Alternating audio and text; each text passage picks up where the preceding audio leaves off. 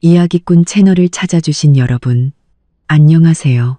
세상의 시끄러운 소음은 잠시 내려놓고 따스한 이야기와 함께하는 시간 시작합니다. 오늘 들려드릴 이야기는 바로 시동생 선보라고 차 빌려줬더니 3개월 만에 잃어버렸다는 시어머니. 새 차나 사라는 말에 제가 딱 한마디 했더니 시댁 식구들 얼굴이 새하얗게 질려버렸습니다. 입니다. 은하야, 내일 도련님 선 본다는데 상대 집안이 꽤 괜찮다고 하더라. 내 그 BMW 좀 빌려주렴. 기 좀 살려야지. 퇴근하고 집에 돌아와 신발도 채가라 신기 전이었어요. 시어머니 최순자 여사님이 환하게 웃으며 다가와 던진 말이었습니다. 얼굴은 웃고 있었지만 눈빛에는 부탁이 아닌 통보의 기운이 가득했죠. 저는 미간을 찌푸리며 소파에 앉아 TV를 보는 남편 김민준을 쳐다봤습니다. 남편은 제 시선을 피하며 경제 채널에 온 신경을 집중하는 척했죠. 어머님, 민호 씨 선 보는 건 좋은데 왜 석 달이나 빌려달라고 하세요? 선이라는 게 그냥 한번 만나보는 거 아니에요? 저는 최대한 부드러운 목소리로 물었습니다. 아이고, 뭘 모르는 소리. 이번 선은 김 여사님이 소개해준 아주 특별한 자리야. 조건이 얼마나 좋은데. 잘 되면 자주 데이트해야 할 거 아니니. 석 달도 보수적으로 잡은 거야. 어쩌면 더 길어질지도 모르지. 시어머니는 제 손을 잡아 끌어 억지로 소파에 앉혔습니다. 마음속이 불편해졌습니다. 제 BMW 5 시리즈는 결혼 전에 제 돈으로 산 차였습니다. 최고급 외제차는 아니더라도 수년간 힘들게 일해서 얻은 소중한 결과물이었죠.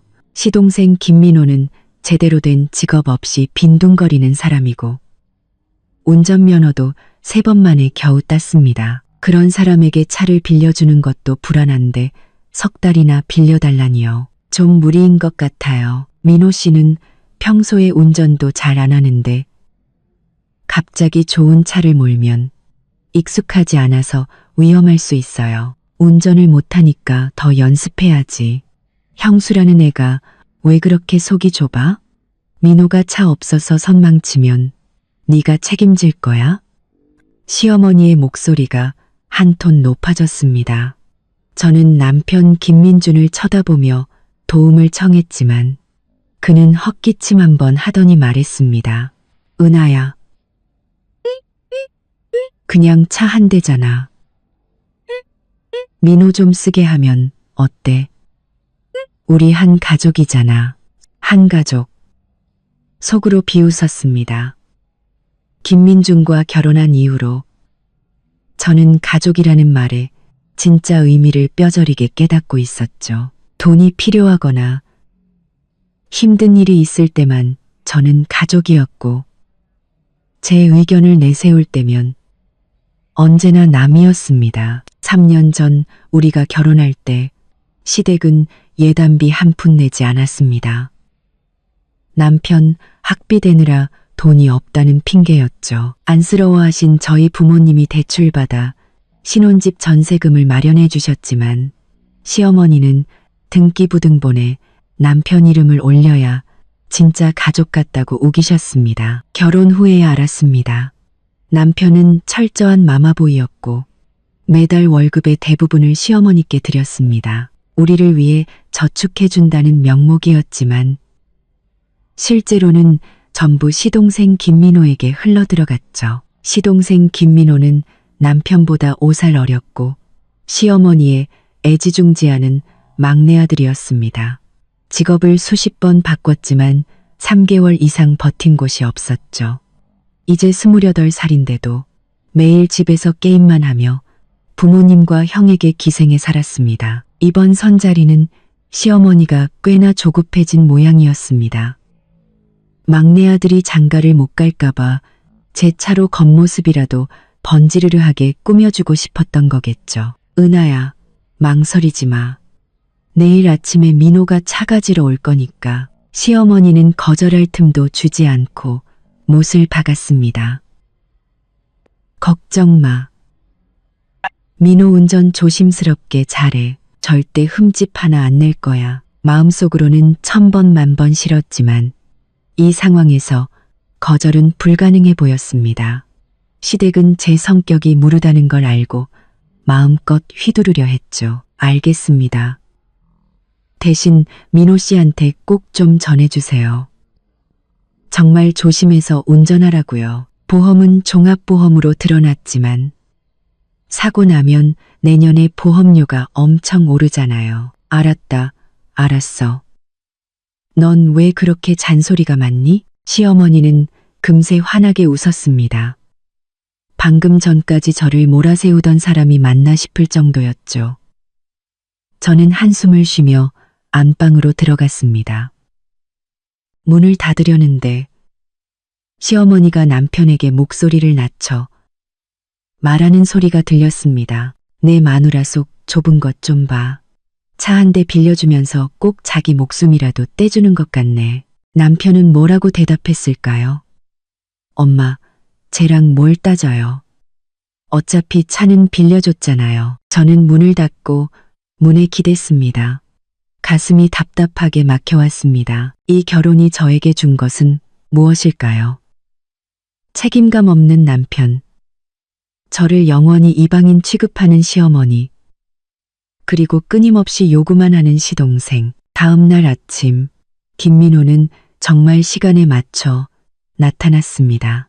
쫙 빼입은 정장의 머리에는 기름을 잔뜩 발라 번쩍였죠. 저를 보자마자 희죽 웃으며 손을 내밀었습니다. 형수님, 차 키 주세요. 저는 잠시 망설이다가 열쇠를 건넸습니다. 민호 씨, 정말 조심해서 운전해야 해요. 제가 정말 아끼는 차예요. 걱정 마세요. 형수님, 제 운전 실력 아시잖아요. 김민호는 열쇠를 낚아채듯 가져갔습니다. 이야, BMW 5 시리즈. 이번 선은 무조건 성공이다. 그의 경박한 모습에 불안감은 더욱 커졌습니다. 매일 저한테 차 상태 어떤지 문자 한 통씩 보내줘요. 네, 알았어요. 형수님 잔소리는 이제 그만. 김민호는 이미 신이 나서 밖으로 달려나갔습니다. 시어머니는 옆에서 거들었죠. 은하야, 넌 왜 그렇게 민호를 못 믿니? 다 큰 어른이 내 차를 잡아먹기라도 하겠어? 저는 하려던 말을 삼키고 김민호가 제 소중한 차를 몰고 쌩하니 사라지는 모습을 멍하니 바라볼 수밖에 없었습니다. 그 후의 날들은 신기할 정도로 조용했습니다.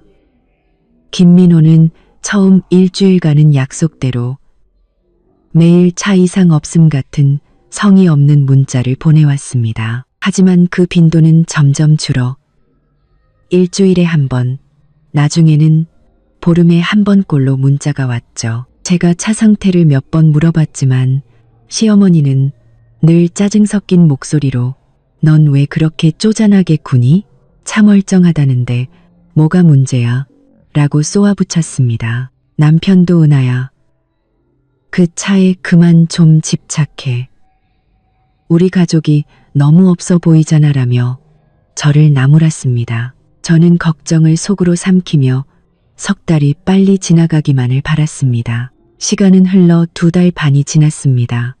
어느 날 밤 야근을 하고 9시가 넘어 집에 들어섰는데 분위기가 심상치 않았습니다. 시어머니는 거실 소파에 앉아 눈이 퉁퉁 붓도록 울고 계셨고 남편은 그 옆에서 심각한 표정으로 앉아 있었습니다. 평소엔 잘 보이지도 않던 시아버지까지 옆에서 말없이 담배만 피우고 계셨죠. 무슨 일이에요?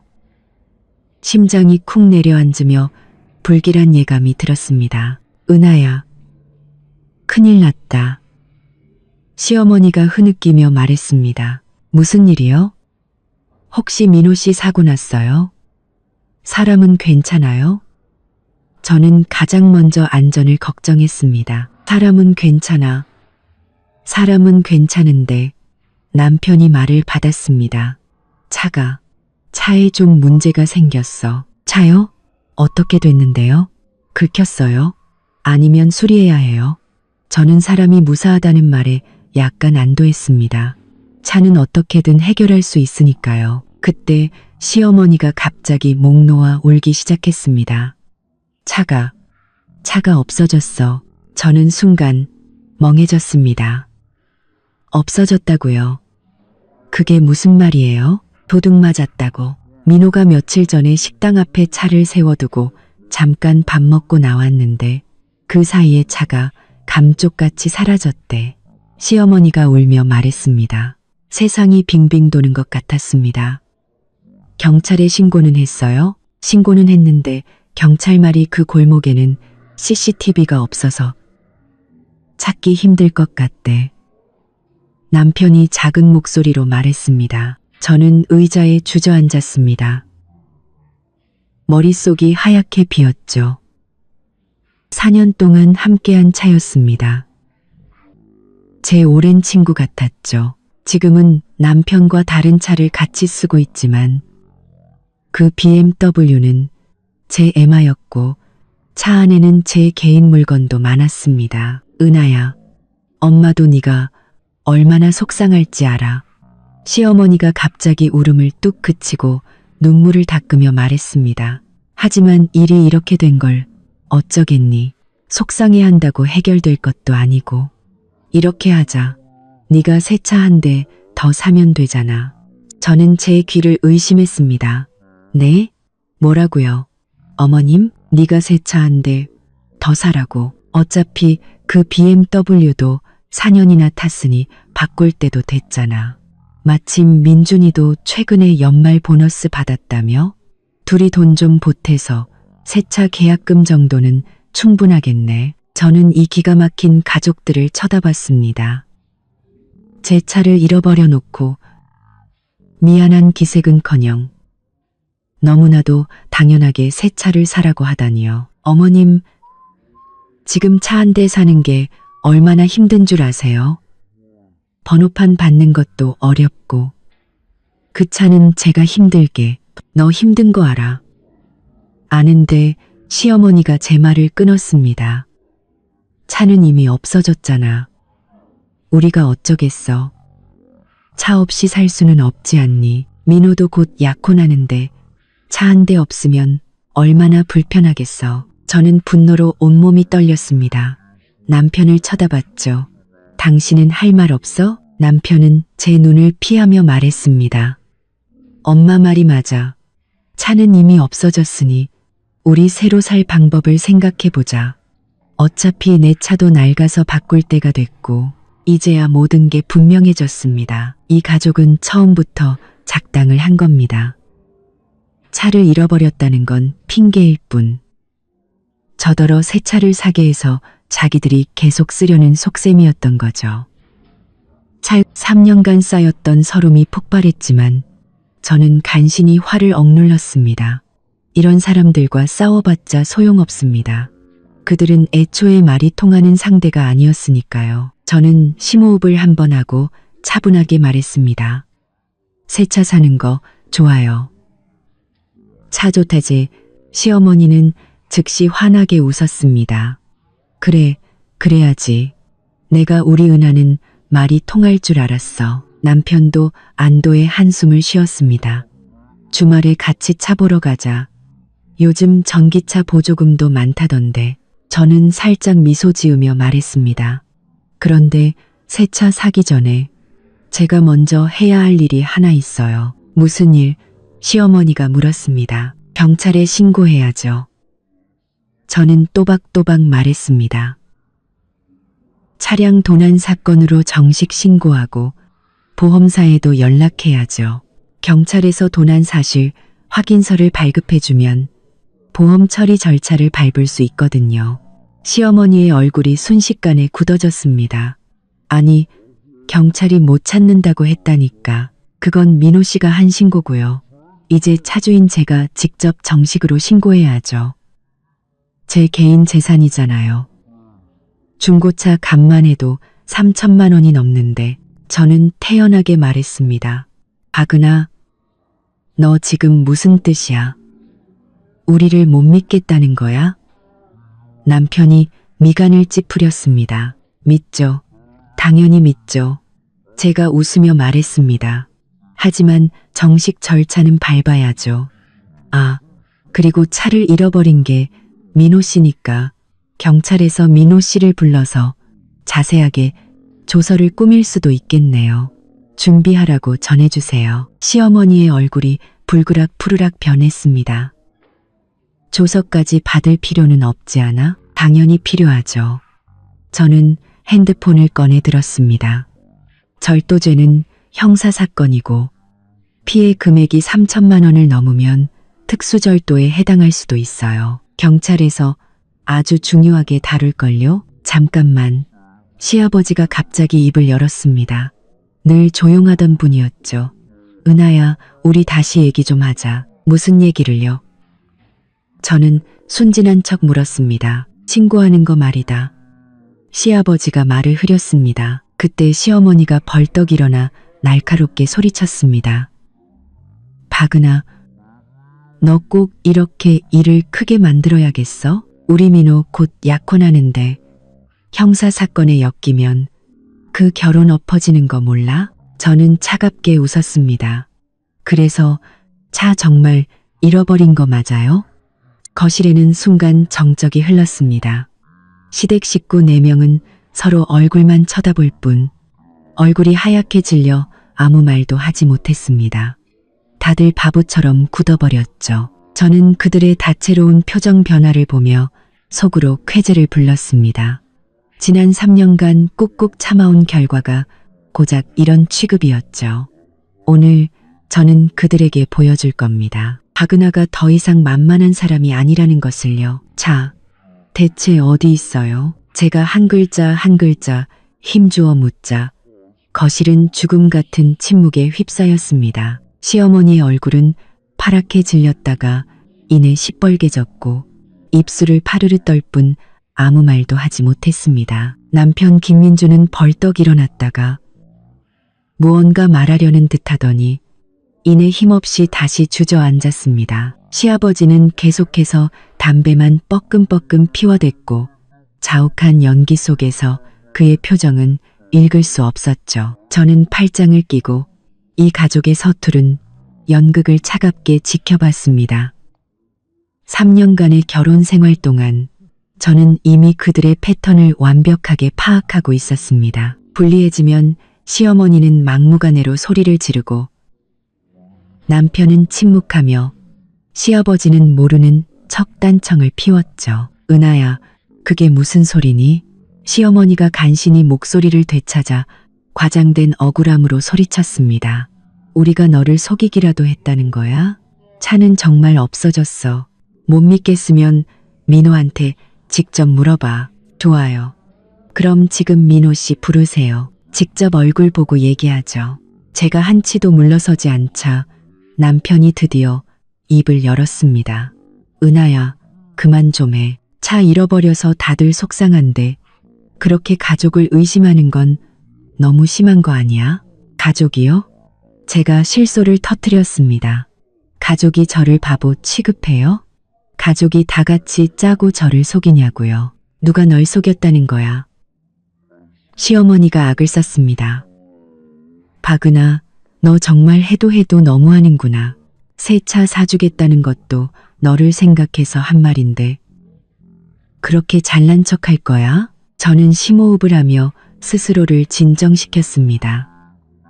이런 사람들과 말싸움해봤자 의미 없습니다. 제가 원하는 건 증거와 진실이었죠. 좋아요.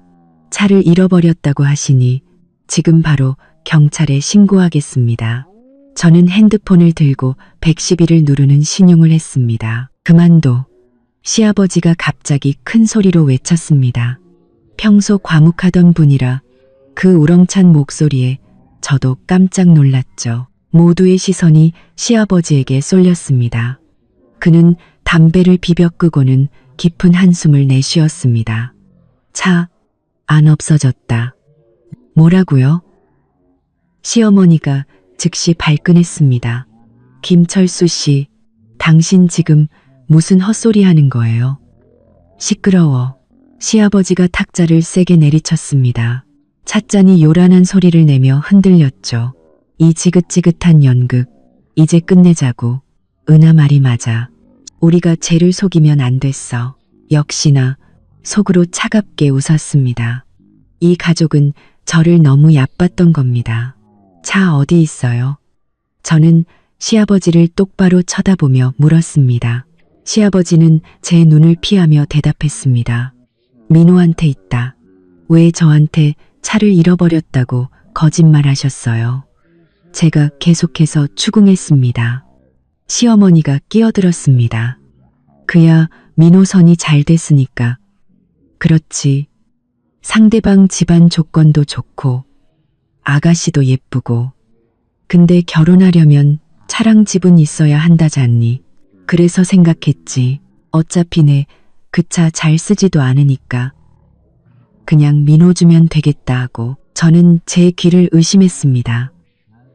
그럼 제 차를 그냥 김민호 씨한테 주려고 하셨다고요? 뭘 준다는 거야? 시어머니가 불만스럽게 쏘아붙였습니다. 민호는 내 시동생이야. 한 가족끼리 내 것. 내 것이 어디 있어? 형수가 돼서 시동생 좀 챙겨주는 게 당연한 거 아니니? 남편도 거들었습니다. 은하야, 민호가 모처럼 좋은 사람 만났는데 형이랑 형수가 좀 밀어줘야지. 그 차 너 평소에 잘 안 타잖아. 민호가 좀 쓰면 어때서 그래? 분노로 온몸이 떨렸습니다. 이들의 상식은 제인지 범위를 아득히 벗어나 있었죠. 그 차는 제 혼전 재산이에요. 제가 힘들게 일해서 번 돈으로 산 거라고요.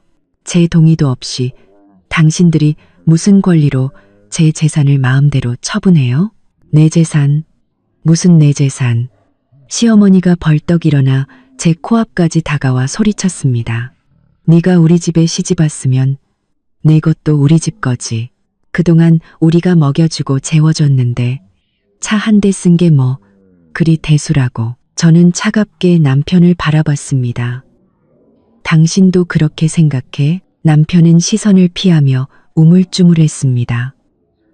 은하야, 우리 가족이잖아. 뭘 그렇게 따져. 좋아요. 아주 좋아요. 저는 고개를 끄덕였습니다. 마음이 차갑게 식어내렸죠. 이 결혼은 더 이상 지속할 의미가 없었습니다. 저는 안방으로 발걸음을 옮겼습니다. 등 뒤에서 시어머니의 고함이 들려왔습니다. 박은아, 너 그 태도 뭐야? 똑똑히 들어. 그 차는 이제 민호 거야. 네가 동의하든 안 하든 그렇게 정해졌어. 저는 쾅소리가 나게 문을 닫고 잠가버렸습니다. 문 밖에서는 시어머니의 욕설과 남편의 만류하는 소리가 뒤섞여 들려왔지만 더 이상 신경 쓰지 않았습니다. 침대에 걸터 앉아 저는 차분하게 다음 행동을 생각했습니다. 3년간의 인내는 그들의 오만함만 키웠을 뿐입니다. 오늘 저는 그들에게 대가를 치르게 할 겁니다. 우선 제 차를 되찾아야 했습니다. 차가 김민호에게 있다면 찾아올 방법은 있었죠. 저는 핸드폰을 꺼내 그 누구에게도 말한 적 없는 앱을 열었습니다. 차량용 GPS 추적 시스템이었죠.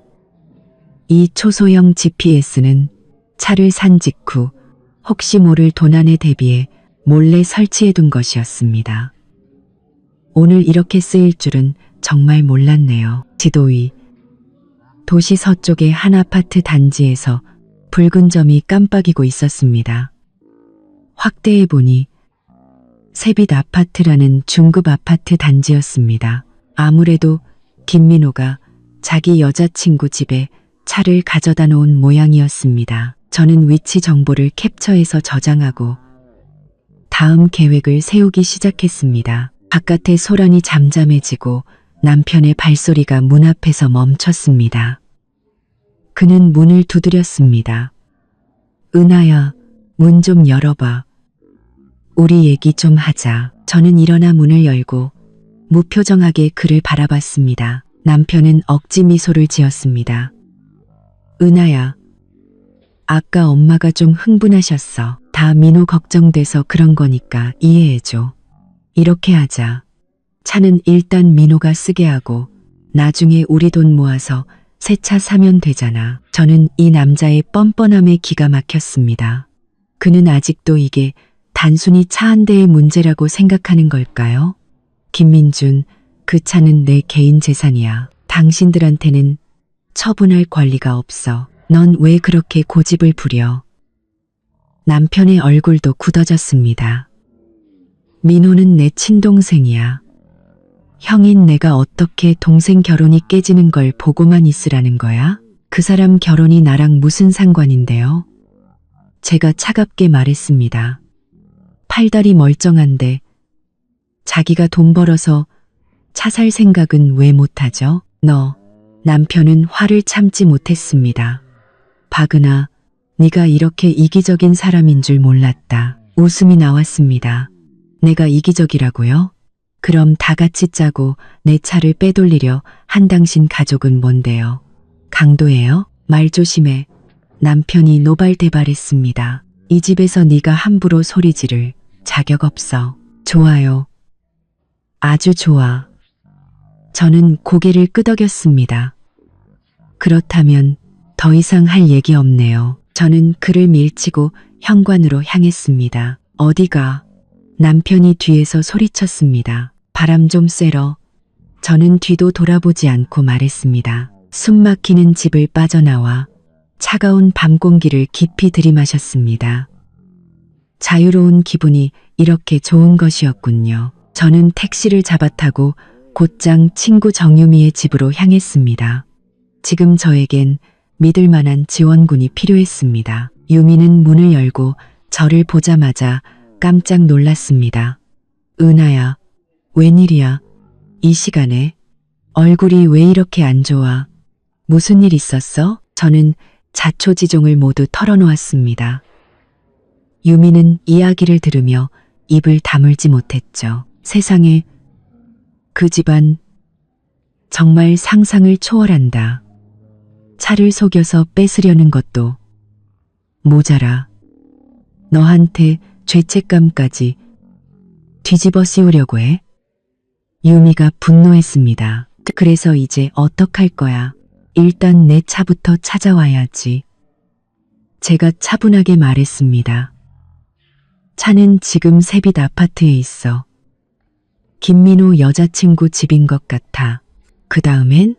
설마 그 지옥 같은 집으로 다시 돌아갈 건 아니지? 유미가 걱정스럽게 물었습니다. 저는 쓴웃음을 지었습니다. 못 돌아가. 이번엔 이혼할 거야. 유미는 잠시 침묵하더니 제 손을 굳게 잡았습니다. 잘 생각했어. 그런 마마보이에 그런 막장시댁 하루라도 빨리 벗어나는 게 답이야. 내가 도와줄게. 그날 밤 저는 유미의 집에서 잤습니다. 우리는 함께 치밀한 계획을 세웠죠. 다음 날은 토요일, 행동에 옮기기 딱 좋은 날이었습니다. 다음 날 아침, 저와 유미는 유미의 차를 타고 새빛 아파트로 향했습니다. GPS 위치를 따라 우리는 삼동 앞 주차장에서 제 BMW를 금방 찾아낼 수 있었습니다. MR을 본 순간 기분이 복잡했습니다. 차는 깨끗하게 세차되어 있었지만 앞 범퍼에 선명한 긁힌 자국이 있었습니다. 김민호가 조심스럽게 운전하지 않았다는 증거였죠. 이제 어떡할 거야? 김민호 나올 때까지 기다려? 유미가 물었습니다. 저는 고개를 저었습니다. 아니, 그냥 내가 몰고 갈 거야. 보조키 있어? 당연하지. 저는 의기양양하게 열쇠고리를 흔들었습니다. 나는 항상 보조키를 몸에 지니고 다녀. 중요한 건 절대 남에게 온전히 맡기지 않는 게 내 원칙이거든. 오전 10시쯤 주변에 사람이 없는 것을 확인하고 저는 재빨리 다가가 차 문을 열고 시동을 걸었습니다. 다행히 김민호가 차 키를 바꾸지는 않았더군요. 유미야, 내 차로 내 뒤를 따라와줘. 제가 유미에게 말했습니다. 알았어. 어디로 갈 건데? 서비스 센터로 바로 갈 거야. 차 전체 점검을 받아야겠어. 지난 석 달 동안 김민호가 내 차를 어떻게 썼을지 모르잖아. 우리는 아파트를 빠져나왔습니다. 차를 몰면서 내부를 확인해 보니 수납함에는 김민호의 개인 물건들과 함께 주차비, 주유비, 영수증 몇 장이 들어 있었습니다. 저는 그것들을 모두 챙겼습니다. 전부 증거가 될 테니까요. 서비스 센터에 도착해 저는 평소 잘 알던 정비사의 기사님을 찾았습니다. 기사님, 이 차 전체적으로 점검 좀 해주세요. 특히 엔진이랑 브레이크 시스템이요. 그리고 앞 범퍼 긁힌 것도 처리해주세요. 이 기사님은 차를 둘러보더니 놀라며 말했습니다. 박 실장님, 오랜만이네요. 이 차 요즘 다른 분이 모셨어요? 관리가 영 안 됐는데요. 저는 쓴웃음을 지었습니다. 네, 좀 사정이 있었어요. 꼼꼼하게 점검해 주시고 문제 있는 부분은 전부 기록해서 상세한 점검 보고서 좀 부탁드려요. 알겠습니다. 2시간 정도 걸릴 겁니다. 기다리는 동안 저와 유미는 서비스 센터 휴게실에서 커피를 마셨습니다. 제 핸드폰은 계속해서 울렸습니다. 남편과 시어머니에게서 온 전화였죠. 저는 무음으로 바꿔버렸습니다. 은하야, 정말 이혼하기로 굳힌 거야? 유미가 조심스럽게 물었습니다. 저는 단호하게 고개를 끄덕였습니다. 이건 더 이상 차 한 대의 문제가 아니야. 원칙의 문제지. 그 사람들은 나를 존중하지 않고 바보 취급했어. 다men 이런 결혼은 계속할 필요가 없어. 그럼 언제 탄파할 생각이야? 점검 보고서 나오면 모든 증거를 확보한 다음에 변호사를 찾아갈 거야. 2시간 후 이 기사님이 좋지 않은 표정으로 점검 보고서를 들고 왔습니다. 박 실장님, 생각보다 차 상태가 안 좋습니다. 실장님, 겉으로 보이는 긁힌 자국 외에도 엔진에서 잡음이 들리고 브레이크 패드 마모가 심합니다. 타이어도 교체해야 하고요. 가장 중요한 건 블랙박스를 확인해 보니 지난 석 달 동안 상습적으로 과속 운전을 했고 과속 단속에 찍힌 기록도 한 건 있습니다. 보고서를 받아든 저는 보면 볼수록 화가 치밀었습니다. 김민호는 제 차를 거의 경주용 차처럼 몰았던 겁니다. 전부 수리하면 비용이 얼마나 나올까요? 제가 물었습니다. 일단 400만 원 정도 예상하셔야 합니다. 과속 벌금은 별도고요. 저는 심호흡하며 스스로를 진정시켰습니다.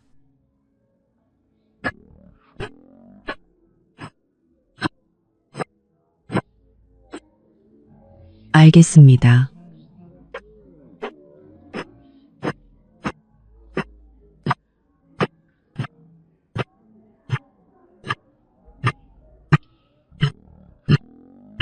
서비스 센터를 나와 저는 행동을 개시하기로 했습니다. 먼저 이혼 전문 변호사를 수소문해 월요일에 상담 예약을 잡았습니다. 그리고 유미에게 부탁해 단기 임대 오피스텔을 알아봤죠. 그 집에서 나와야 했습니다. 오후에 시댁에 돌아가니 집안 분위기는 살얼음판 같았습니다. 시어머니는 저를 보자마자 달려들었습니다. 박은아, 너 차 어디다 빼돌렸어? 저는 차분하게 시어머니를 밀어냈습니다. 제 차 제가 어디다 두든 무슨 상관이세요? 그건 민호선 보는 차잖아. 네가 차를 가져가 버리면 민호는 저녁에 여자친구 몰로 데리러 가. 시어머니가 길길이 날뛰었습니다. 남편도 소파에서 일어나 어두운 얼굴로 말했습니다. 은하야, 이번엔 네가 정말 너무했어. 말도 없이 차를 가져가고 전화도 안 받고 대체 뭘 어쩌자는 거야? 저는 한때 사랑했던 이 남자를 보며 마음속에 남은 온기마저 차갑게 식어가는 것을 느꼈습니다. 내가 뭘 어쩌자는 거냐고요? 내 것을 되찾겠다는데 그게 잘못됐어요? 내 것? 네가 우리 집에 시집 온 이상 내 것이 어디 있어. 다 우리 집 거지. 시어머니가 악을 썼습니다. 저는 시어머니는 무시하고 남편에게 똑바로 말했습니다. 우리 얘기 좀 해. 침실에서 저와 남편은 마주 앉았습니다. 은하야, 대체 왜 이래? 차 한 대 때문에 온 집안을 이렇게 시끄럽게 만들어야겠어? 남편의 목소리에는 비난이 섞여 있었습니다. 저는 그를 보며 한 글자, 한 글자 힘주어 말했습니다. 김민준, 우리 이혼해. 그는 충격을 받은 듯 멍하니 저를 바라봤습니다. 제가 이렇게 직접적으로 나올 줄은 몰랐던 모양입니다. 뭐라고? 우리 이혼하자고. 저는 차분하게 반복했습니다. 지난 3년 참을 만큼 참았어. 당신 가족은 나를 가족으로 생각한 적이 없어. 그저 돈 나오는 기계, 공짜 가정부로만 여겼지. 무슨 말도 안 되는 소리야. 남편이 흥분해서 소리쳤습니다. 고작 차 한 대 때문에 이혼하겠다고? 이게 말이 돼? 말이 되냐고요? 저는 차갑게 웃었습니다. 당신이랑 당신 가족이 짜고 나를 속여서 내 혼전 재산을 당신 동생한테 넘기려 했잖아요. 이게 작은 일이에요? 그건 민호가 걱정돼서 그런 거였잖아. 남편이 변명했습니다. 그리고 결국 차도 돌려받았잖아. 대체 뭐가 더 불만인데? 저는 고개를 저었습니다. 그에게 완전히 실망했습니다. 그는 아직도 자신이 뭘 잘못했는지조차 모르고 있었습니다. 더 이상 말할 필요 없겠네. 나 내일 당장 나갈 거야. 변호사가 곧 연락할 거고. 박은하, 남편이 제 팔목을 잡았습니다. 나 이혼 못해. 저는 그의 손을 뿌리쳤습니다. 이건 당신이 동의하고 말고의 문제가 아니야. 내가 이미 결정했어. 말을 마친 저는 제 짐을 싸기 시작했습니다. 남편은 옆에 서서 제가 정말로 짐을 싸는 모습을 보더니 드디어 당황하기 시작했습니다. 은하야, 이러지 마. 우리 다시 얘기하자. 내가 민호한테 차 돌려주라고 할게. 다시는 안 빌리면 되잖아. 응? 저는 싸던 짐을 멈추고 그를 바라봤습니다. 김민준, 당신은 아직도 모르네. 문제는 차가 아니야. 나를 대하는 당신과 당신 가족의 태도라고. 당신이 언제나 당신 가족을 최우선으로 생각하고 내 감정은 단 한 번도 고려하지 않았다는 게 문제야. 내가 고칠게. 고치면 되잖아. 남편이 거의 애원하듯 말했습니다. 하지만 저는 이미 그에게 너무 많은 기회를 주었습니다. 싸울 때마다 그는 사과했고 변하겠다고 약속했습니다. 하지만 며칠도 지나지 않아 원래 모습으로 돌아왔죠. 너무 늦었어. 저는 나지막이 말하고 다시 짐을 싸기 시작했습니다. 그날 밤 저는 손님 방에서 잤습니다. 남편은 문 밖에서 오랫동안 서성이다가 결국 포기하고 돌아갔습니다. 다음 날 아침 시댁 식구들이 일어나기 전 저는 여행 가방을 끌고 조용히 그 집을 빠져나왔습니다. 지난 3년간 저를 올감했던 감옥에서 드디어 해방되는 순간이었습니다. 아파트 입구에 서서 상쾌한 아침 공기를 깊이 들이마셨습니다. 다시 태어난 기분이었습니다. 이 결혼은 실수였을지 모르지만 지금이라도 바로잡을 수 있어서 다행이었습니다. 오늘부터 저는 오직 저 자신을 위해 살 겁니다. 핸드폰이 울렸습니다. 시어머니였습니다.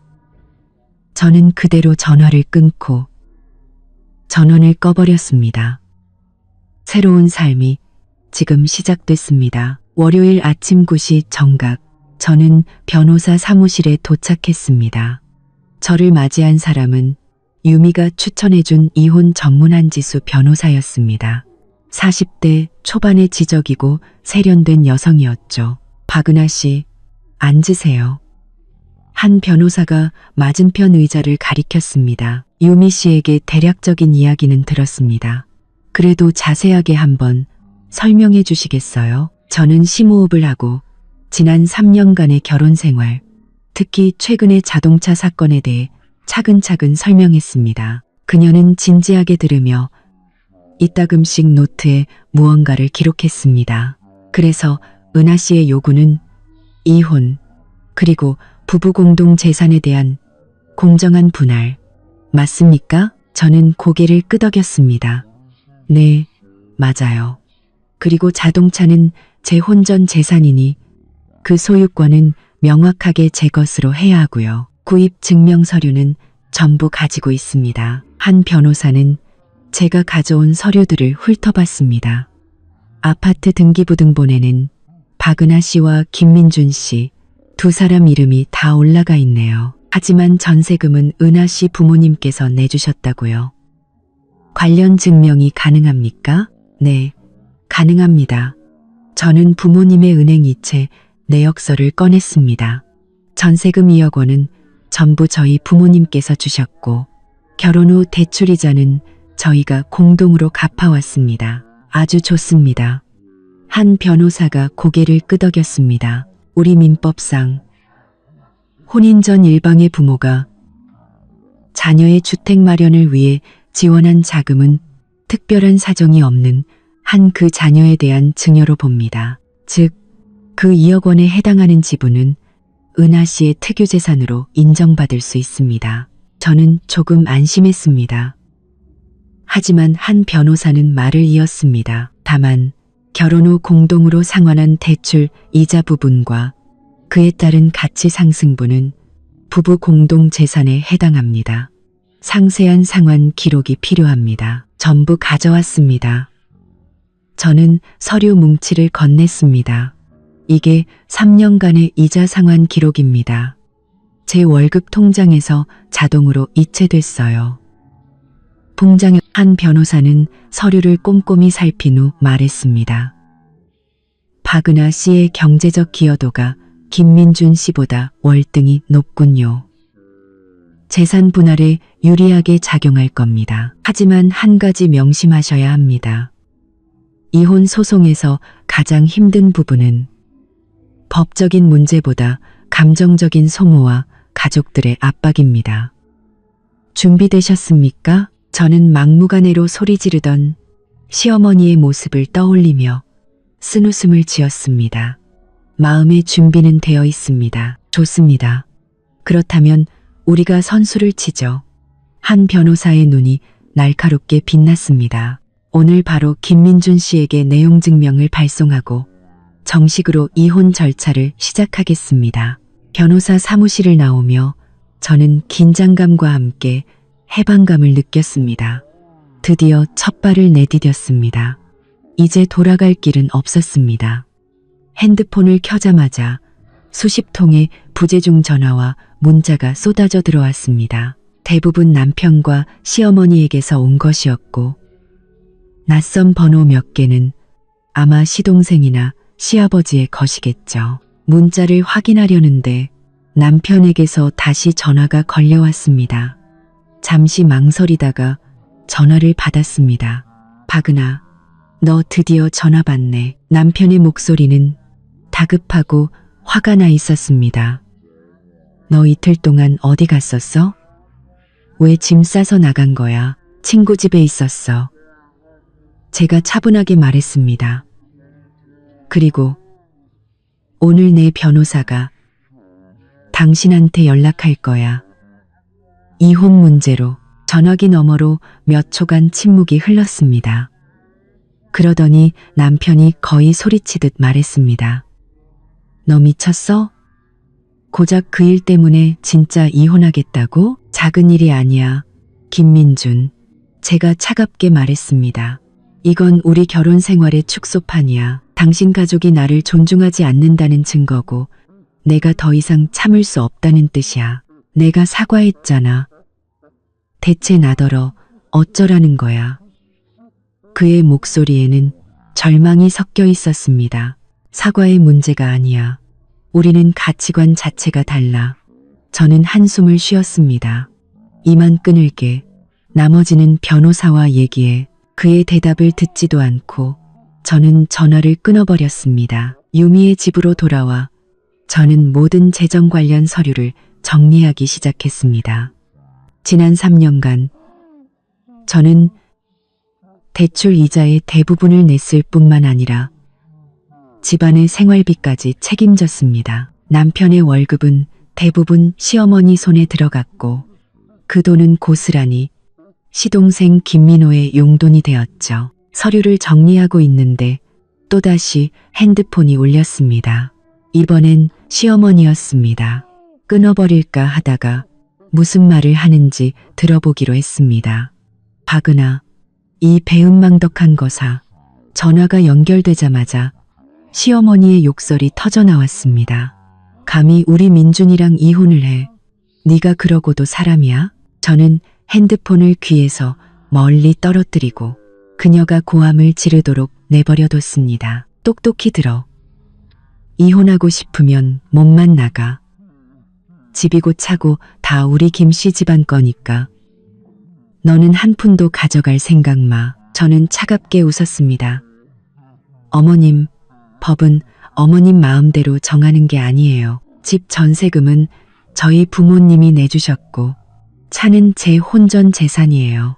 전부 법적인 근거가 있다고요. 개소리 집어치워. 네가 우리 집에 시집 온 이상 내 것도 다 우리 집 거야. 내가 이미 변호사 선임해놨으니까 너 한 푼도 못 챙길 줄 알아. 잘 됐네요. 그럼 변호사들끼리 얘기하라고 하세요. 제가 태연하게 말했습니다. 아, 그리고 김민호 씨한테 전해주세요. 제 차 과속 딱지 3건에 수리비 견적이 400만 원 나왔다고요. 그 청구서도 변호사 통해서 같이 보낼게요. 시어머니는 즉시 폭발했습니다. 무슨 헛소리야. 우리 민호 운전 조심하게 하는데 네가 원래 냈던 딱지겠지. 블랙박스 영상이랑 서비스 센터 점검 보고서는 거짓말 안 하죠. 못 믿으시겠으면 법정에서 확인하면 될 일이고요. 너. 시어머니는 분해서 말을 잇지 못했습니다. 이 독한 것. 내가 네 회사 찾아가서 다 까발릴 거야. 네가 어떤 여자인지 온 세상 사람들이 다 알게 해줄 거라고. 순간 가슴이 철렁했습니다. 그건 제 약점이었습니다. 저는 외국계 기업의 마케팅 팀장이었고 평판이 중요했습니다. 마음대로 하세요. 저는 애써 태연한 척했습니다. 하지만 명예훼손이나 무고는 법적 처벌을 받을 수 있다는 건 아시죠? 제 변호사가 아주 좋아하겠네요. 사건이 하나 더 늘어서 시어머니는 제 말에 기가 죽었는지 욕설을 몇 마디 더 퍼붓더니 전화를 끊었습니다. 핸드폰을 내려놓으니 손바닥에 땀이 흥건했습니다. 말은 강하게 했지만 이 이혼 소송이 쉽지 않을 거라는 예감이 들었습니다. 아니나 다를까 오후에 남편에게서 문자가 왔습니다. 은하야, 우리 다시 얘기 좀 하자. 법정까지 가는 건 서로에게 안 좋잖아. 저는 답장했습니다. 더 이상 할 얘기 없어. 모든 건 변호사를 통해. 30분 후 남편은 유미의 집 앞으로 직접 찾아왔습니다. 유미가 난처한 표정으로 저에게 말했죠. 은하야, 김민준 씨가 밑에 와 있어. 너 안 만나주면 안 가겠대. 저는 창가로 다가가 아래를 내려다봤습니다. 남편이 가로등 아래 쓸쓸하게 서 있었습니다. 한때는 저를 설레게 했던 그 모습이 이제는 피곤하게만 느껴졌습니다. 올라오라고 해. 제가 유미에게 말했습니다. 이번 기회에 확실하게 끝을 내야겠어. 집으로 올라온 남편의 모습은 거의 알아볼 수 없을 정도였습니다. 겨우 이틀 못 본 사이에 그는 눈 밑이 퀭하고 셔츠는 구겨진 채 초췌한 모습이었습니다. 은하야. 그가 입을 열자 목소리는 쉬어 있었습니다. 우리 정말 다시 시작할 수는 없는 거야? 저는 그에게 물 한 잔을 건네며 말했습니다. 앉아. 우리는 어색하게 마주 앉았습니다. 한때 가장 가까웠던 두 사람이 이제는 타인보다도 멀게 느껴졌습니다. 민준 씨, 우리 사이는 이미 끝났어. 제가 침묵을 깼습니다. 3년간의 결혼 생활은 우리가 서로에게 맞지 않는다는 걸 깨닫게 해줬을 뿐이야. 고작 차 때문에. 그의 눈이 붉어졌습니다. 차가 아니라고 했잖아. 저는 고개를 저었습니다. 당신이 언제나 당신 가족을 우선시하고 당신 어머니가 나를 함부로 대할 때 단 한 번도 내 편을 들어주지 않았던 거, 당신 동생이 끝없이 요구할 때마다 나에게 양보를 강요했던 거, 그런 것들이 쌓이고 쌓여서 이렇게 된 거야. 그는 고개를 숙였습니다. 내가 잘못했어. 하지만 고칠 수 있어. 너무 늦었어.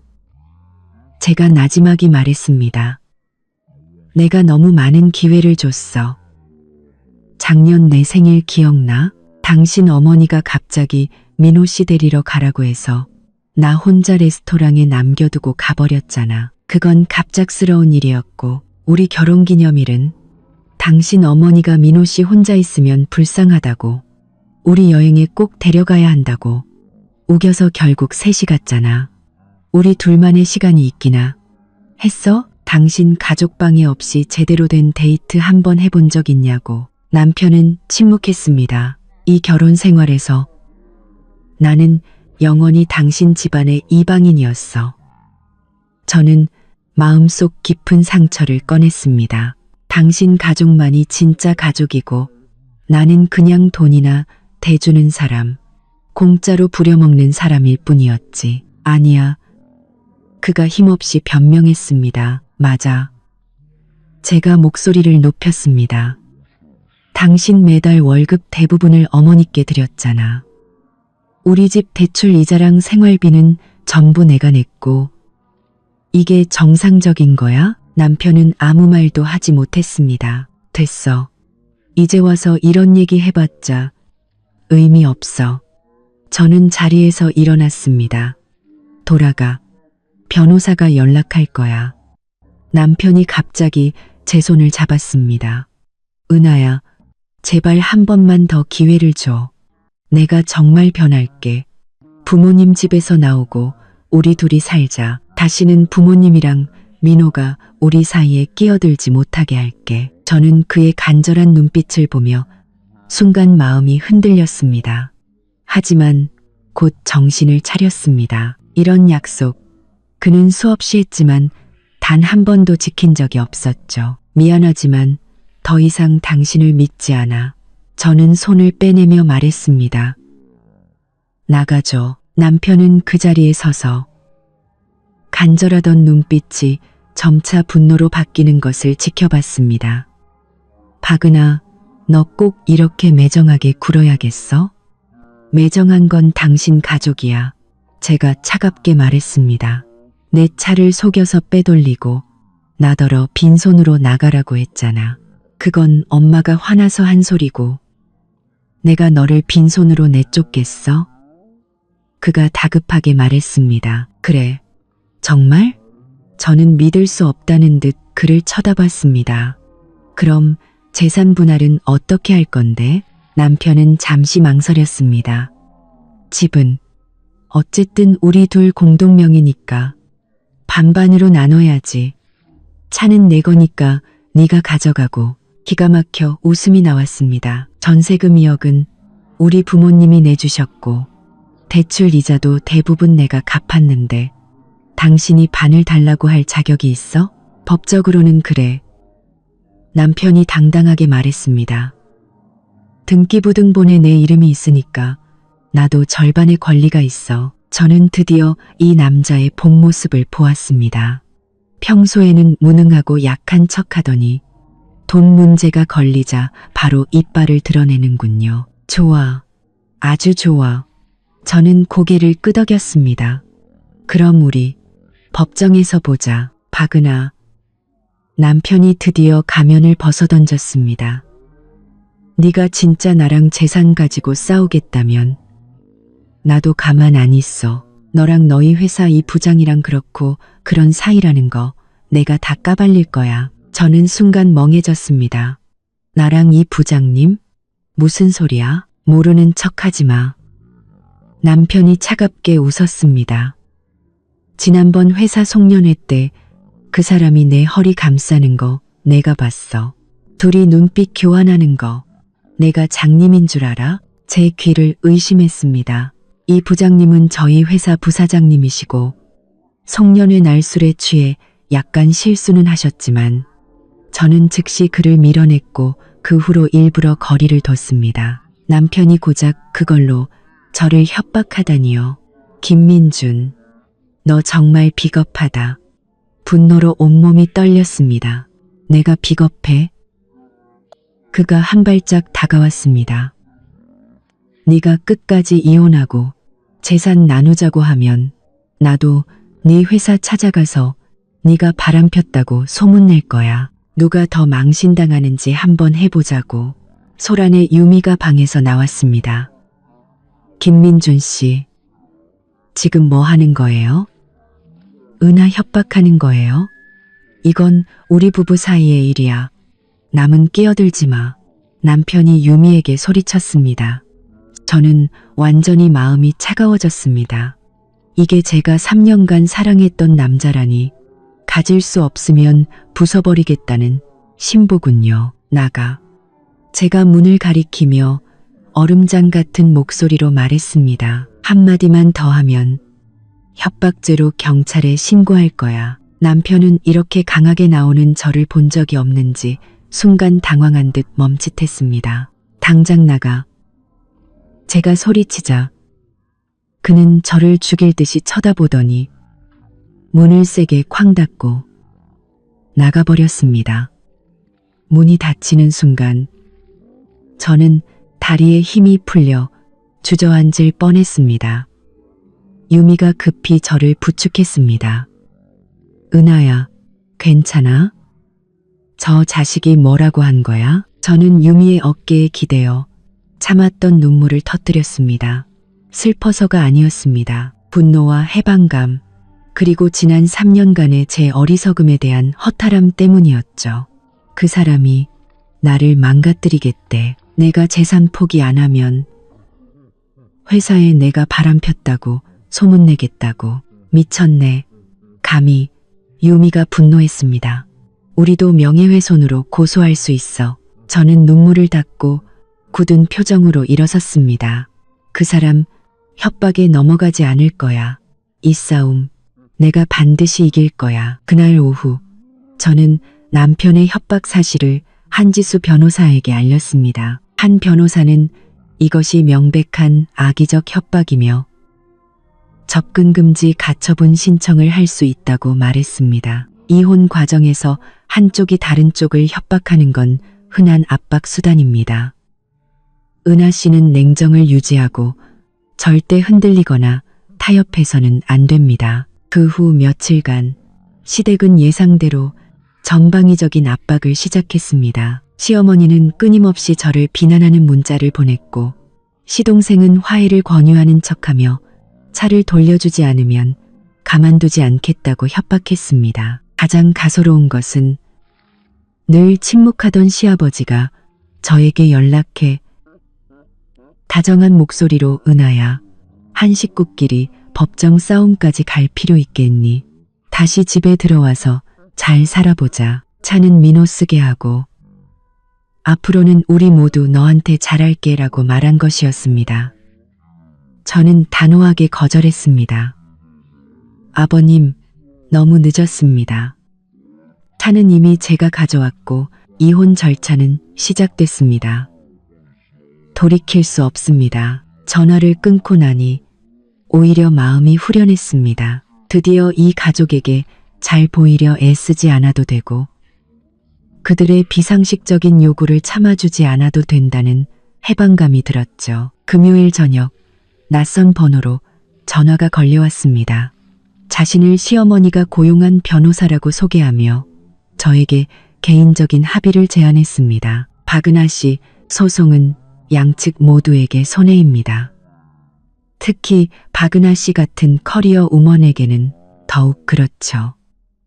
그의 목소리에는 은근한 협박의 기운이 담겨 있었습니다. 일단 법정에 서게 되면 박은하 씨의 사회적 평판에 타격이 갈 수 있습니다. 저는 차갑게 웃었습니다. 지금 저를 협박하시는 건가요? 그럴 리가요. 조언을 드리는 겁니다. 제 의뢰인은 아주 관대한 합의안을 제시할 의향이 있습니다. 박은하 씨는 차를 가져가시고 아파트는 김민준 씨에게 양도하는 겁니다. 그러면 양측 모두 체면을 지키며 이 결혼을 끝낼 수 있습니다. 기가 막혔습니다. 전세금 2억 원은 저희 부모님이 내주셨고 3년간 대출이자도 대부분 제가 냈습니다. 그런데 그게 관대한 제안이라고요? 대출이자도 대부분 제가 냈습니다. 박은하 씨, 어떤 일은 돈으로만 계산할 수 없는 법입니다. 상대 변호사가 의미심장하게 말했습니다. 김민준 씨 말로는 본인이 박은하 씨에게 불리한 증거를 좀 가지고 있다고 하더군요.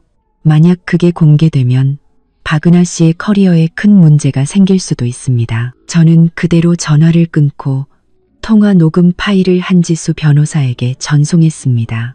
맞습니다. 남편이 저를 협박하기 시작한 순간부터 저는 모든 통화를 녹음하는 습관을 들였습니다. 10분 후 한 변호사에게서 전화가 걸려왔습니다.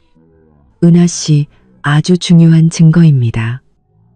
상대 변호사의 행동은 변호사 윤리 규정 위반에 해당할 수 있습니다. 변호사 협회에 징계를 요청할 수 있어요.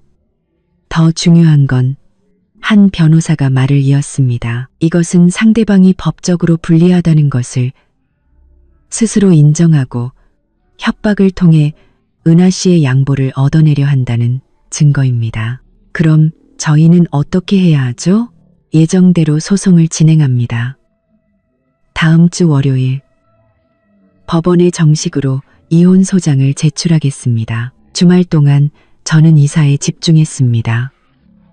유미가 좋은 오피스텔을 구해줬습니다.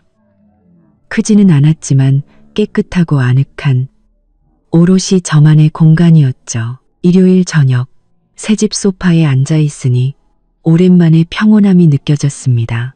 핸드폰 화면이 켜졌습니다. 남편에게서 온 문자였습니다. 은하야, 마지막으로 묻는다. 정말 이혼 안 하면 안 돼? 저는 답장했습니다. 안 돼. 월요일 법원에서 봐. 핸드폰을 내려놓고 창밖의 야경을 바라봤습니다. 이 도시는 여전히 휘황찬란했고 제 새로운 삶은 이제 막 시작되고 있었습니다. 이 결혼은 실수였을지 모르지만 한 가지 중요한 것을 가르쳐 주었습니다. 그 어떤 상황에서도 가치 없는 사람을 위해 나 자신을 포기해서는 안 된다는 것을요. 월요일 아침 저는 한지수 변호사와 함께 법원으로 향했습니다. 힘든 싸움이 될 것을 알았지만 저는 준비가 되어 있었습니다. 결과가 어떻든 저는 자유를 되찾을 것이고 그 자유는 무엇과도 바꿀 수 없는 것이니까요. 월요일 아침 9시 저와 한지수 변호사는 법원에 도착했습니다. 놀랍게도 시댁 식구들이 총출동해 있었습니다. 남편, 시어머니, 시아버지, 심지어 시동생 김민호까지 무슨 잔치라도 온 것처럼 요란한 행렬이었죠. 시어머니는 저를 보자마자 눈을 부라리며 달려들 듯 했지만 시아버지가 말리는 바람에 겨우 참는 듯 했습니다. 하지만 눈빛에서는 불이 뿜어져 나올 것 같았죠. 남편은 지난번보다 더욱 초췌한 모습이었습니다. 제 시선을 피하며 고개를 숙인 채 가족들 뒤를 따랐습니다. 김민호는 껄렁한 태도로 몸에 꽉 끼는 양복을 입고 머리에는 기름을 잔뜩 바른 채 저를 보고 희죽 웃기까지 했습니다. 마치 가족 모임에라도 온 사람처럼요. 저 사람들 기세에 눌리면 안 됩니다. 한 변호사가 제게 나지막이 말했습니다. 오히려 저렇게 때로 몰려왔다는 건 그만큼 저쪽이 불안하다는 증거예요. 저는 고개를 끄덕이고 심호흡을 한 뒤 한 변호사를 따라 조정실로 들어갔습니다. 조정위원은 진지한 인상의 중년 여성이었습니다. 신원 확인 후 그녀는 조정 절차를 시작했습니다. 박은하 씨의 신청에 따라 김민준 씨와의 혼인관계 해소 및 재산 분할에 대한 조정을 시작하겠습니다. 김민준 씨, 이혼에 동의하십니까? 남편이 입을 떼기도 전에 시어머니가 소리쳤습니다. 동의 못해요. 우린 절대 이혼 못 시킵니다. 당사자께서 직접 답변해 주십시오. 조정위원이 눈살을 찌푸리며 말했습니다. 남편은 저를 한번 쳐다보더니 작은 목소리로 말했습니다. 이혼에 동의하지 않습니다. 저희 사이에 아직 감정이 남아있다고 생각합니다. 그냥 순간적인 다툼일 뿐입니다. 순간적인 다툼이 아닙니다. 제가 차분하게 그의 말을 끊었습니다. 오랜 시간 고민하고 내린 결정입니다. 조정위원은 고개를 끄덕였습니다. 그렇다면 먼저 이혼 의사에 대해 조정을 진행하겠습니다. 박은하 씨, 이혼을 요구하는 구체적인 사유를 말씀해 주시겠어요? 저는 준비한 대로 논리정연하게 말했습니다. 첫째, 부부간의 신뢰관계가 완전히 파탄났습니다. 결혼 3년 동안 남편은 저희 가정보다 자신의 원가족의 이익을 항상 우선시했고 이로 인해 갈등이 끊이지 않았습니다. 거짓말, 시어머니가 또다시 끼어들었습니다. 네가 속이 좁아서 시댁을 가족으로 생각 안 한 거지. 가족분께서는 조용히 해주십시오. 계속 방해하시면 퇴장 조치하겠습니다. 조정위원이 엄격하게 말하자 시어머니는 분한 표정으로 입을 다물었습니다. 저는 계속해서 말했습니다. 둘째, 남편과 그의 가족들은 여러 차례 제 개인 재산을 침해했습니다. 최근에는 제 혼전 재산인 BMW 차량을 제 동의 없이 시동생에게 3개월간 사용하게 하고 심지어 그 차를 아예 차지하려 했습니다. 말도 안 돼.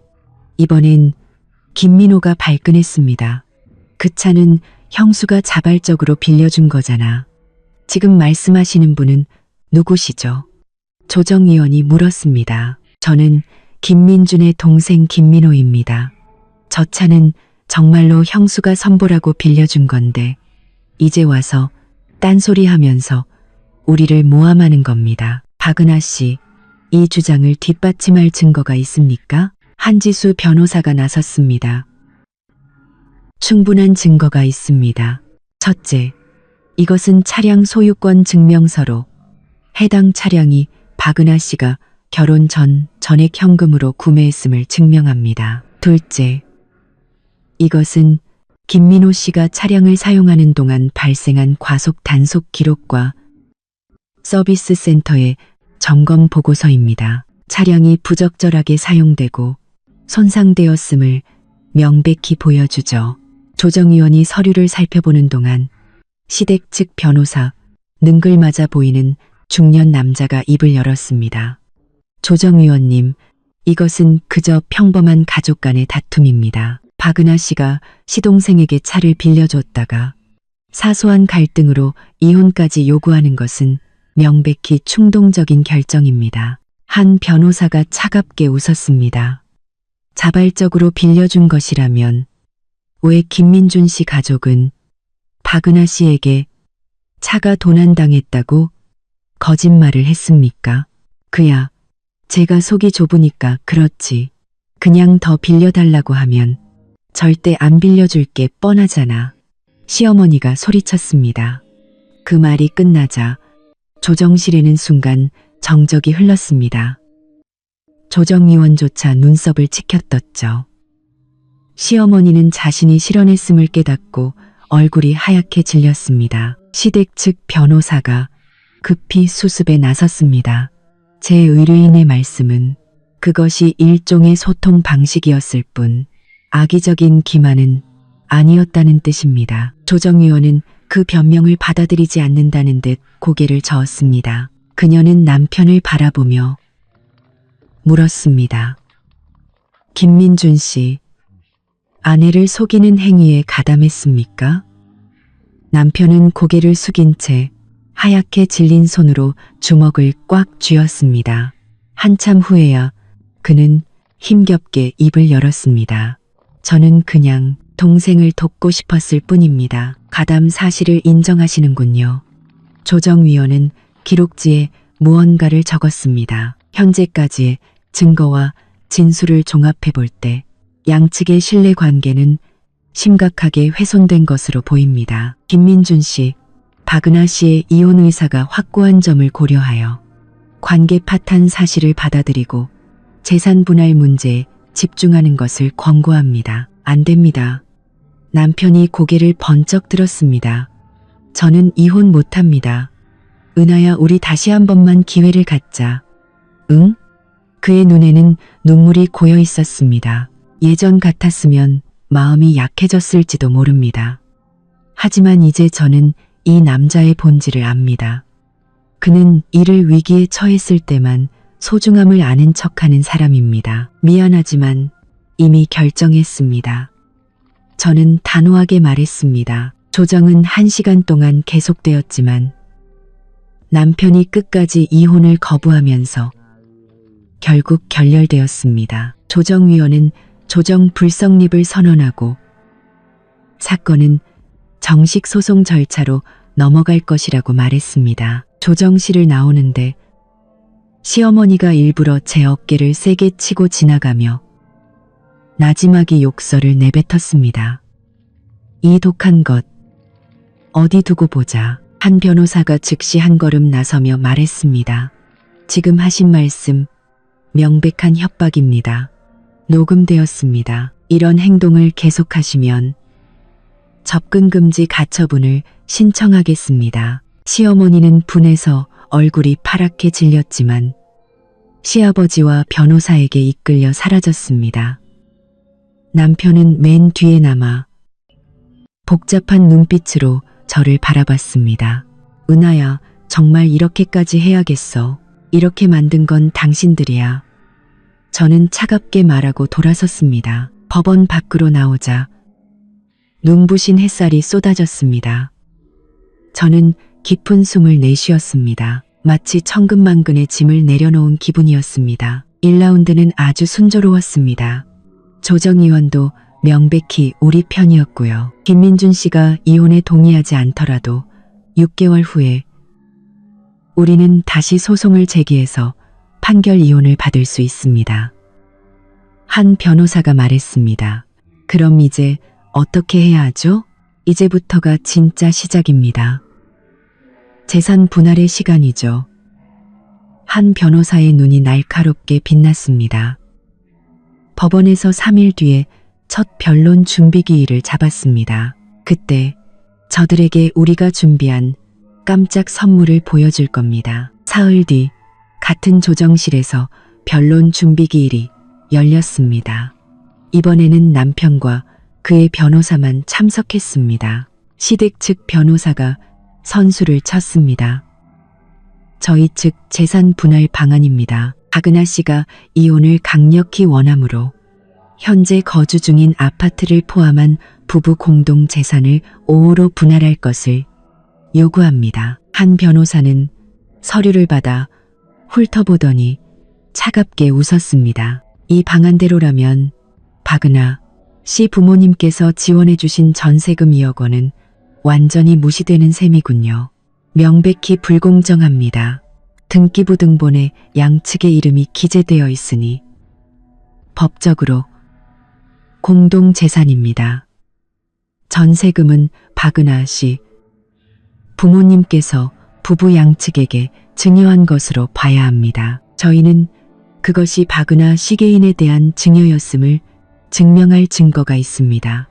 한 변호사는 태연하게 다른 서류를 꺼냈습니다. 이것은 주택 구입 당시 박은하 씨 부모님께서 작성하신 증여 확인서입니다.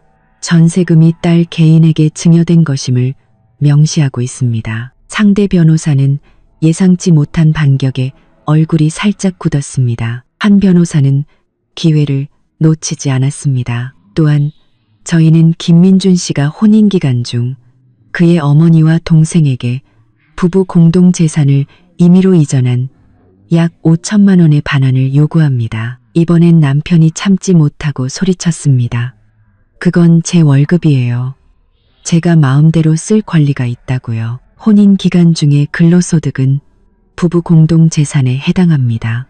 배우자의 동의 없이 거액의 재산을 일방적으로 이전하는 것은 위법입니다. 한 변호사는 은행거래 내역서를 재판부에 제출했습니다. 이것은 지난 3년간 김민준 씨의 급여, 이체 및 송금 기록입니다. 매달 월급의 대부분을 어머니께 송금한 사실이 명확하게 드러납니다. 재판부가 서류를 살펴보고는 미간을 찌푸리며 남편에게 물었습니다. 김민준 씨, 이 부분에 대해 설명해 보시죠. 그건 저희 어머니가 저희를 위해 저축해 주신 겁니다. 저축 기록이 있습니까? 그 돈이 부부 공동 생활을 위해 사용되었습니까? 남편은 대답하지 못했습니다. 한 변호사가 공격을 이어갔습니다.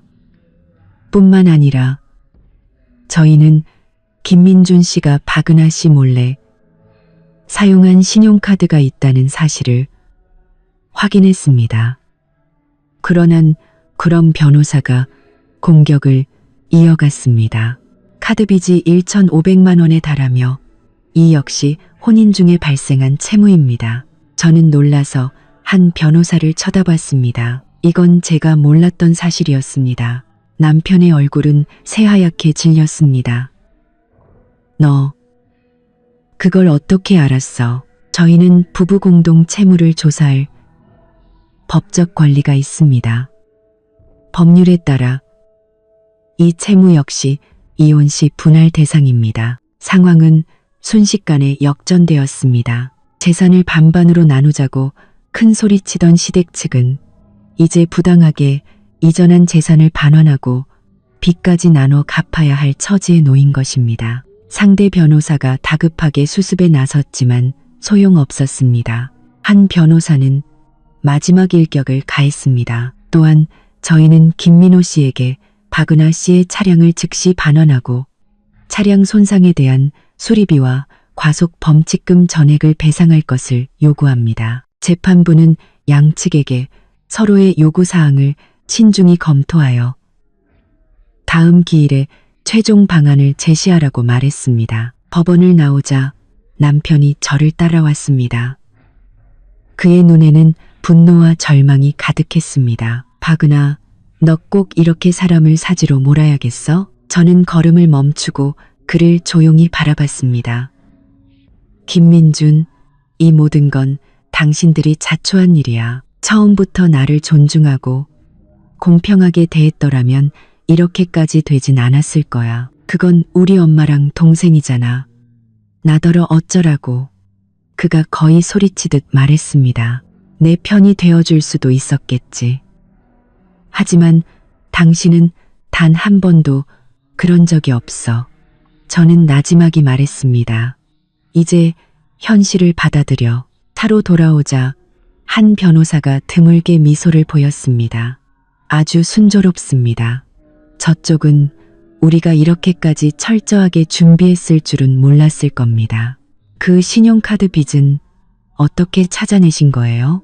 제가 고용한 조사원을 통해 알아냈습니다. 김민준 씨가 잘 사용하지 않는 신용카드로 주로 동생 김민호의 유흥비를 결제해 주더군요. 지난달에는 그 카드로 최신형 스마트폰도 사줬고요. 저는 고개를 저었습니다. 어이가 없으면서도 한편으로는 서글펐습니다. 지난 3년간 저는 대체 어떤 기만 속에서 살아왔던 걸까요? 저들이 이제 어떻게 나올까요? 아마 더 거칠게 나올 겁니다. 법정에서 불리해지면 법정 밖에서 압박을 가하는 게 그들의 수법이니까요. 마음 단단히 먹으셔야 합니다. 한 변호사의 예상은 정확했습니다. 다음 날 아침 회사에 출근하자마자 동료들의 이상한 시선을 느낄 수 있었습니다. 제 자리에 앉아 후배인 김 대리가 머뭇거리며 다가왔습니다. 팀장님, 드릴 말씀이 있습니다. 그녀는 목소리를 낮췄습니다. 오늘 아침에 어떤 아주머니께서 1층 로비에서 소란을 피우셨습니다. 팀장님이 결혼 사기를 쳤고 아들 돈을 뜯어내고 바람까지 폈다고 소리를 지르셨어요. 가슴이 철렁했습니다. 결국 이 방법을 쓰는군요. 보안팀에서 그분을 내보내긴 했지만 마침 출근 시간이라 많은 직원들이 그 광경을 봤습니다. 저는 애써 태연한 척했습니다. 알려줘서 고마워요. 그분 제 전 시어머니예요. 지금 이혼 소송 중인데 저를 모함하려고 그러시는 거예요. 아, 그랬군요. 김 대리가 안도하며 말했습니다. 김 대리가 돌아간 후 저는 즉시 한 변호사에게 전화를 걸어 상황을 설명했습니다. 결국 인신공격을 시작했군요. 예상했던 바입니다. 회사 인사팀에 먼저 상황을 설명해서 소문이 퍼지는 것을 막는 게 좋겠습니다. 저는 한 변호사의 조언에 따라 즉시 인사팀장님과 면담을 했습니다. 다행히 팀장님은 제 상황을 깊이 이해해 주셨습니다. 박 팀장, 힘든 시간 보내고 있겠네요. 회사에서는 이런 개인적인 일로 박 팀장을 평가하지 않을 테니 걱정 말아요. 필요하다면 회사 법무팀의 도움을 받을 수도 있습니다. 회사의 지지에 마음이 한결 놓였습니다. 하지만 시댁의 괴롭힘은 이제 시작이었습니다. 그날 저녁 어머니에게서 다급한 목소리로 전화가 걸려왔습니다. 은하야, 내 시어머니라는 사람이 오늘 우리한테 전화해서는 네가 바람나서 이혼한다느니 온갖 막말을 퍼부었단다. 이게 다 사실이니 분노로 온몸이 떨렸습니다. 시어머니가 제 부모님에게까지 손을 뻗칠 줄은 몰랐습니다. 엄마, 절대 그런 거 아니니까 걱정 마세요. 저는 부모님을 안심시키고 자초지종을 설명했습니다. 아버지께서 전화를 받으셨습니다. 은하야, 이렇게 큰일을 왜 진작 말 안 했어? 그동안 얼마나 마음고생이 심했니? 필요한 거 있으면 언제든 말해라. 우리 딸 절대 저런 사람들한테 당하고 살게 할 수 없다. 부모님의 따뜻한 위로에 눈물이 났습니다. 저는 혼자가 아니었습니다. 그 후 며칠간 시댁의 괴롭힘은 더욱 심해졌습니다. 계속 카나미, 가누나오 카나미서. 그 후 며칠간 시댁의 괴롭힘은 더욱 심해졌습니다. 제 새 주소를 어떻게 알아냈는지 시어머니가 오피스텔로 찾아와 결혼 사기꾼이 여기 산다고 소리를 지르며 소란을 피웠습니다. 이번에는 참지 않고 즉시 경찰에 신고했습니다. 경찰 앞에서도 뻔뻔하게 연기하려던 시어머니는 제가 법원 서류와 녹음 증거를 제시하자 결국 꼬리를 내렸습니다. 경찰은 시어머니에게 다시 한번 소란을 피우면 구속될 수 있다고 엄중히 경고했습니다. 다음 날 남편에게서 문자가 왔습니다. 어머니, 너 때문에 충격받아서 쓰러지셨다. 이제 만족해? 저는 차갑게 웃으며 답장했습니다. 병원 연락처 줘요? 정신 감정이라도 받게 해드리게. 그날 저녁 한 변호사에게서 흥분된 목소리로 전화가 걸려왔습니다. 은하 씨, 좋은 소식입니다.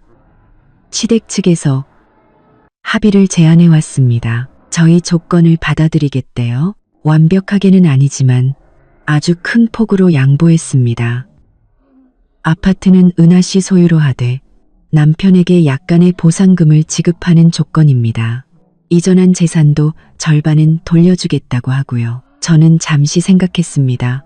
고려해 볼 만하네요. 하지만 김민호 씨가 차량 손해액 전액을 배상하고 시댁 전체가 서면으로 사과해야 한다는 조건은 양보할 수 없습니다. 전달하겠습니다.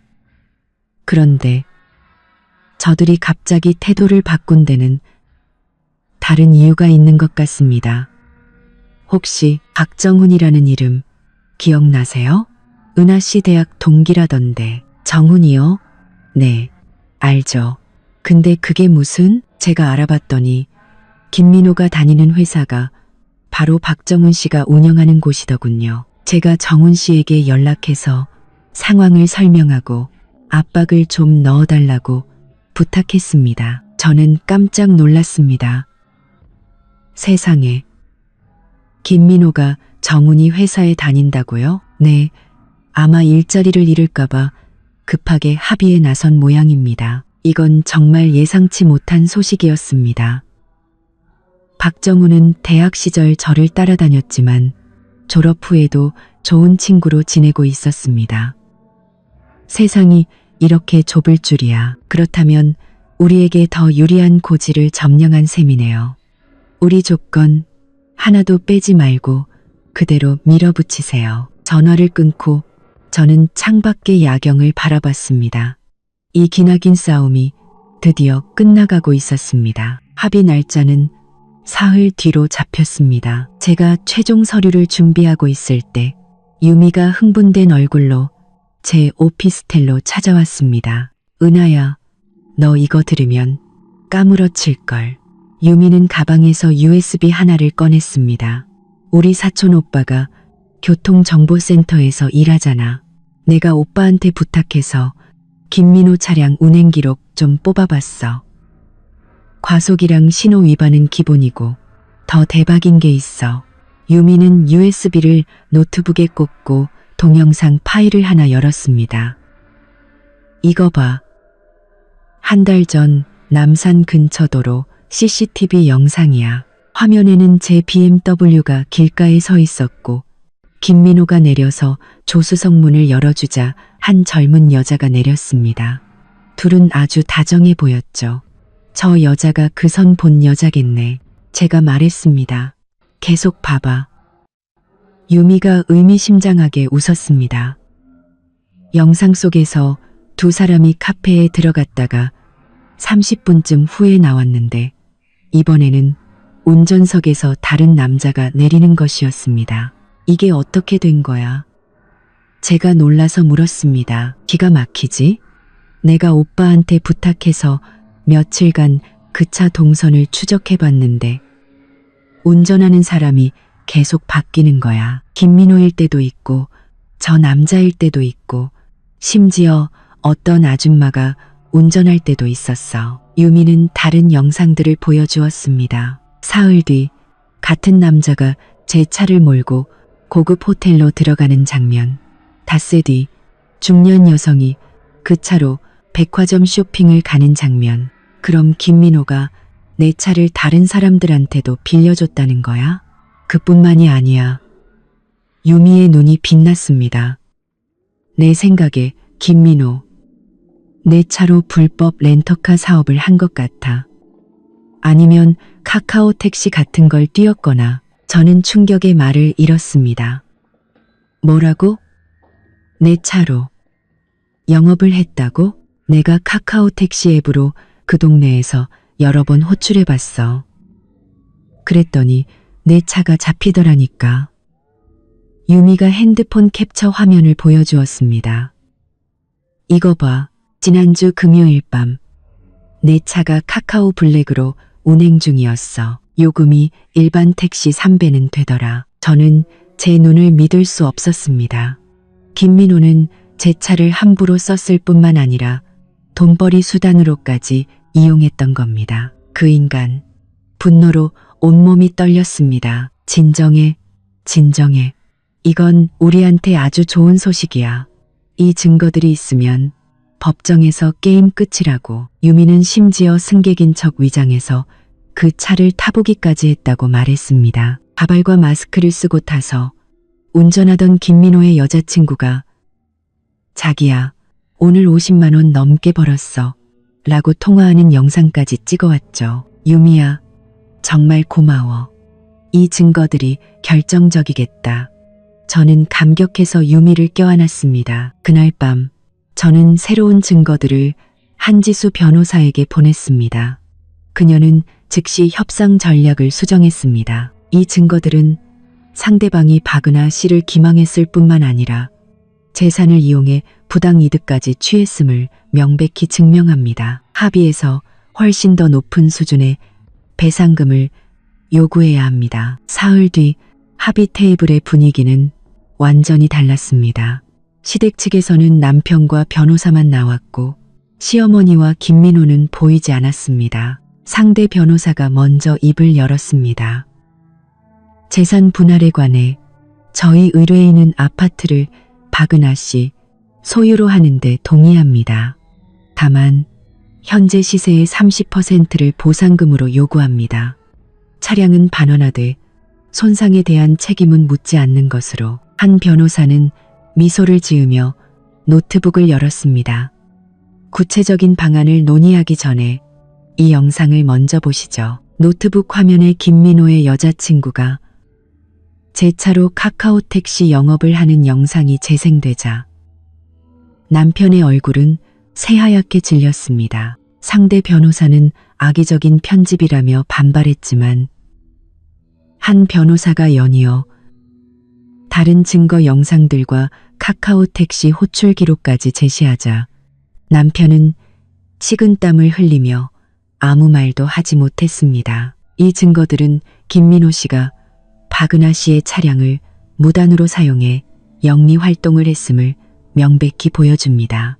이는 박은하 씨의 재산권에 대한 심각한 침해입니다. 결국 남편은 변호사와 잠시 밖에서 이야기를 나누고 돌아와 모든 조건을 제고하겠다고 말했습니다. 그 후의 협상은 놀라울 정도로 순조롭게 진행되었습니다. 시댁은 아파트에 대한 보상금 요구를 철회했고 차량 소유권을 온전히 인정했으며 모든 손해를 배상하겠다고 했습니다. 한 변호사는 여기서 멈추지 않았습니다. 차량 손해배상과는 별개로 지난 3개월간의 차량 사용료를 지불할 것을 요구합니다. 렌터카 시세에 따라 월 300만 원씩 총 900만 원입니다. 900만 원이요? 그게 무슨 강도 같은 소리요.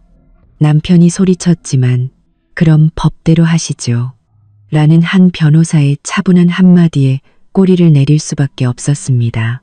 2시간의 줄다리기 끝에 최종 합의가 이루어졌습니다. 양측은 이혼에 동의한다. 아파트는 온전히 내 소유가 되며 나는 남편에게 어떠한 보상금도 지급하지 않는다. 차량은 내 소유이며 시댁은 3일 내에 차량을 반환한다. 김민호는 차량 수리비, 범칙금, 그리고 3개월 사용료를 포함해 총일 500만 원을 배상한다. 시댁은 서면으로 공식 사과한다. 협상이 끝나고 남편이 저를 따로 불렀습니다. 은하야, 나 정말 민호가 그런 짓까지 한 줄은 몰랐어. 이제 와서 그런 말은 의미 없어. 용서해달라고 할 자격 없는 거 알아. 하지만 나 정말 후회해. 내가 네 마음을 너무 몰라줬어. 저는 그를 바라봤습니다. 김민준. 어떤 실수는 만회할 수 있지만 어떤 실수는 그렇지 않아.